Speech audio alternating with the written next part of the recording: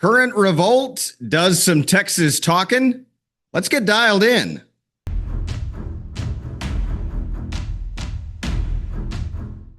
Well, hello and welcome to Texas Talkin', the only show in the Lone Star State where we dare to go where others won't and actually say what you're probably already thinking. I'm your host, Shiloh Platts, unfiltered, unencumbered by corporate media, and unafraid, equipped with a microphone and a platform to use it, and a cowboy hat that makes leftists and their enablers strangely uncomfortable. Tonight, we're going to get you dialed in to an online news blog that has drawn its share of controversy, praise, acclaim, criticism, and ire from those who have been the subject of its prolific stories. We're talking, of course, about Current Revolt and its founder, Tony Ortiz. Now, if you haven't heard of Current Revolt, then you're probably not paying very close attention to Texas politics. Now, admittedly, I hadn't heard of them either when I was new to the Texas political scene, until, of course, I became the infamous subject of one of their pieces. Nothing gets your attention quite like realizing your own name is Internet Inc. I know who they are now, and I've been following them very closely for the past several years. Now, Tony Ortiz is without question among the most controversial and perhaps hated figures in Texas political circles. He goes where even I won't. Yes, many of his stories are of the salacious tabloid variety, involving politicians and political influencers embroiled in sex scandals that make House of Cards look like a G-rated bedtime story. And while those stories do tend to get the most engagement because they're sexy, literally, Ortiz has also published some groundbreaking pieces that have not only shaped political discourse here in Texas, but also caused many of us to question some of our most foundational institutions, like elections.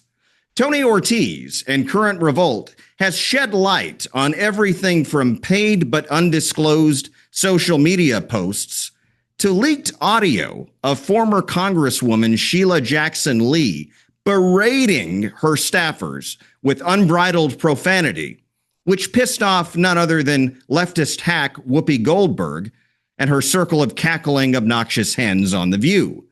But who is Tony Ortiz?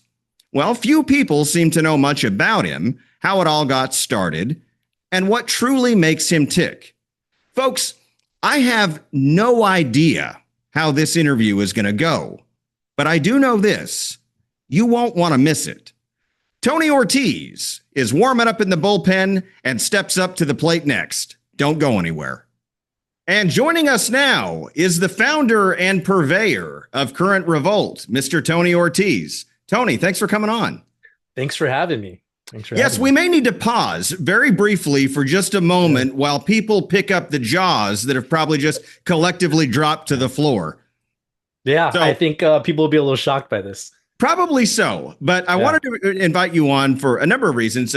One, you've done a lot of groundbreaking work, and we're going to get to that. But for how prevalent and widely known Current Revolt is, I feel like few people know much about you. So I was hoping you could share with our viewers sort of a brief bio on who Tony Ortiz is.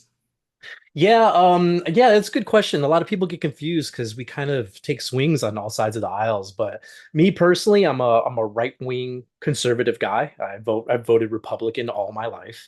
I was born and raised in Chicago. I moved to Texas in 2004. I got my kind of foot or dipped into the pool of politics in 2015 when Trump was running for in the Texas primary for president. I then went to work on the Trump campaign itself. And then I went to work for Texas Scorecard. And then now I'm doing my own thing. So how did you come up with the name Current Revolt? I've always wondered where that came from. Yeah, actually, it's kind of funny. A buddy of mine used to run there used to be a joke. I think it was Jon Stewart from Comedy Central would always make an excuse for something needing to be done because it's the current year. And he would be like, "Oh, it's 2016, we should do this," or "It's 2019, we should be doing this." And it was always that stupid excuse that something stupid should be done because it's the current year. And so kind of taking that joke plus Revolt in the sense that like people are getting tired of that and just kind of filling it in. It's kind of loose, but that's basically where it came from. So, some of the work you've done has involved what I would call foundational institutions like elections. Mm. And on that topic, you obtained several years ago a copy of what should be a private primary ballot, which in my mind should have triggered all kinds of alarm bells about election integrity, election security. Has anything of significance actually been done to accomplish not having ballots available for other people to view? And just for our viewers' sake, you might rehash a little bit of that story. Yeah, yeah. So we ran a story, I think almost exactly 2 years ago, regarding Matt Rinaldi at the time, Chairman Matt Rinaldi's ballot. Actually, it was more than 2 years ago. I guess you're right. It would have been 3 years ago, 4 years ago, something like that. It was a while back. And there was some online Twitter beef between at the time Chairman Matt Rinaldi and Trey Traynor, who was the I think is the election or commissioner, FCC commissioner or something for the Trump for the administration at the time. I can't remember the exact title. He's going to probably see this and get upset with me, but pretty high up position. And Rinaldi insisted that he had voted for Donald Trump. Um, we had gotten a copy of his ballot, which again, like as you mentioned, should not be able to be obtained, and it showed otherwise. So he had in fact lied. He had voted for at the time. What was his name? What was the Florida? Ron DeSantis. DeSantis. DeSantis, yeah. And so we published that ballot, and really wasn't personal. It was more out of just showing that the elections are insecure, right? And the after publishing it, the Texas GOP threatened to sue. Of course, they didn't. And they ended up passing what we call Rinaldi's Law, which removed a lot of the ballot information and basically stopped the method of being able to uh, uh, obtain these ballots, and also made, because at the time there wasn't a law, but made what we did is what we did at the time is now considered a felony. So hypothetically, if I were to do that again, I would be charged with a felony. So you do feel then pretty confident and comfortable that adequate measures have been taken to prevent something like that from happening, where a presumably private ballot is obtained and people can access voter history. I think that there's always a concern that the ballots and elections aren't secure. I think that that's justified. I think that there's always room for improvement. I will say that the method that was used to obtain this ballot, as I'm told, had been around and available for a very long time. And Wow. it's my understanding that a lot of people knew how to do it and just kept it to themselves. So it could have been something that had been used for a very, very, very long time. So we'll So see. something else that you've done a lot of work on and that I wanted to talk to you about is paid but undisclosed social media posts.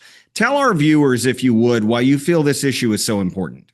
Yeah, so there's propaganda is real, right? We all face it. I'm very susceptible to food propaganda. When I see an ad for like Portillo's or something on TV, like I immediately crave that. Or yesterday was sushi, and so we went to get sushi.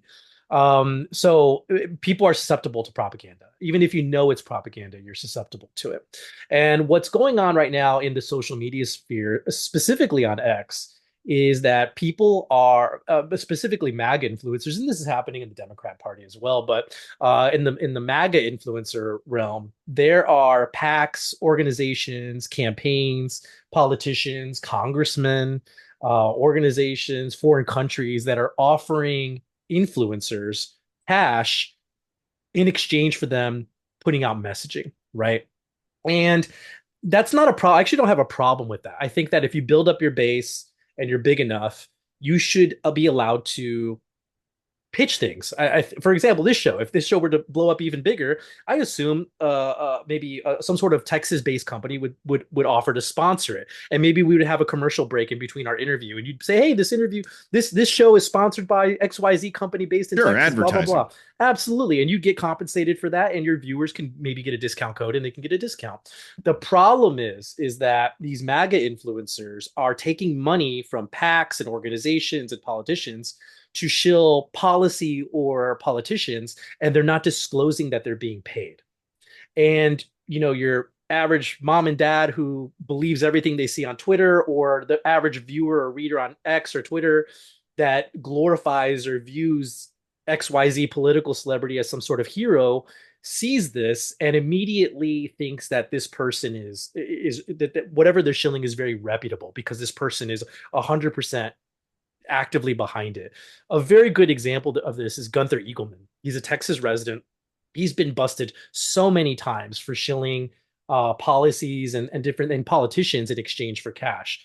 A few examples, actually, there's three great examples of him doing this. The oldest one was he was promoting wind and green energy in the state of Texas in exchange for cash. He was Very promoting MAGA. a petition. He was getting paid what I was told $12 per signature, and I think they racked up like 200 plus signatures in exchange for people signing this petition to push wind energy in Texas.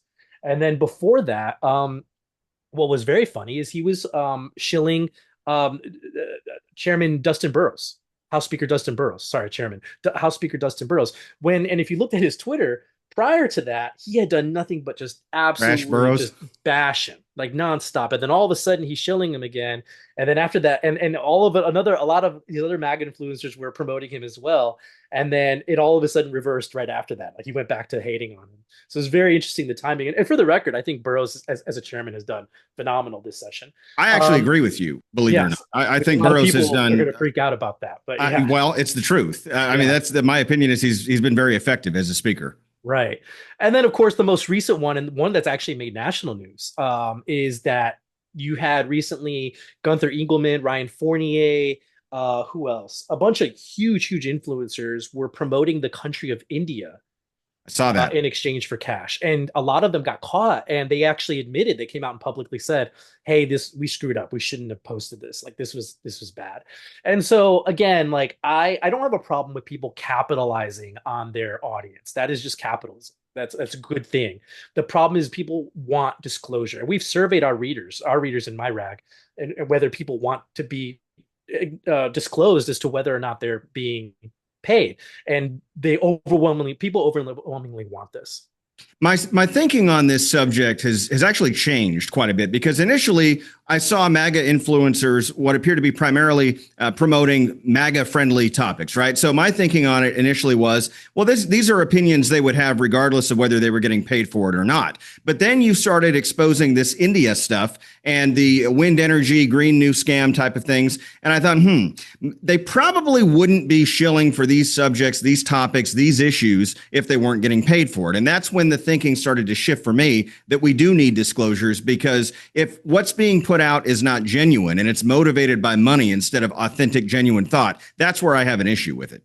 Yeah, it was really funny. Elijah Schaefer, who formerly worked for the Blaze Media and now works his own rag or something going on, his own show going on. He was one of these that was promoting India. He even wrote an entire article in Gateway Pundit talking about how great India was and how they're not the enemy and all this stuff. And if you search his Twitter, if you just type in India or Indian in his Twitter, it's nothing before that article. It's nothing but racist jokes about Indians, like nonstop. Wow. And then it's all racist jokes about Indians, and then an article promoting India and talking about how great Indians and the Indian culture is. And then Sudden change of heart. Yeah, it's like, okay, you got your check, the check cleared, and you're going back to pushing whatever it is you actually believe. Now, I want to ask you for a second about the stories that you're probably best known for, and those are the ones that I call stories of the more scandalous variety, sexual variety. So when you go through and try and make a decision on whether you're going to run a controversial story, is there a certain process? I mean, is there anything that you do that's aside from legalities to determine, all right, I'm going to run this or I'm not going to run this? Yeah, I mean, if we're not going to talk legalities, that's the biggest one, just making sure it's legal. And of course, making sure it's real. I have nightmares, literal nightmares about accidentally putting out fake news. I've literally woken up from dreams where I've just like accidentally published something that was 100% false.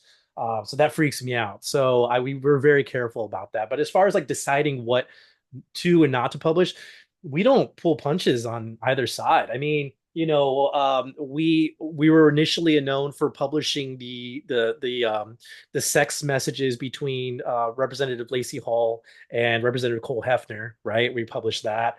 There was quite a few others, and then the grassroots loved us for that. And then when we published something about a former representative Brian Slayton, when he did his thing with his staffer, his under 21 staffer, people got very upset at me. They were all of a sudden I was the enemy. I was a rhino.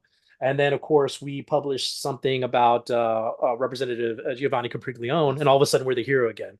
So I noticed that. yeah. So we don't really pull punches. It's not whether or not we're gonna decide. Well, we like this person. We're not gonna publish. It has nothing to do with that. It has everything to do with, is it real, and is it relevant? And most of the time, it is.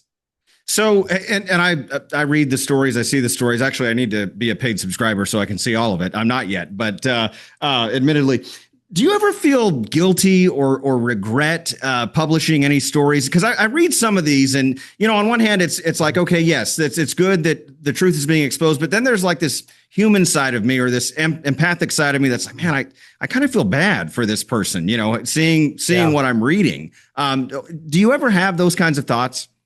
No, I sleep pretty well at night, actually. I don't, because I think that the reps or the politician or whoever probably should be thinking about it more than me, right?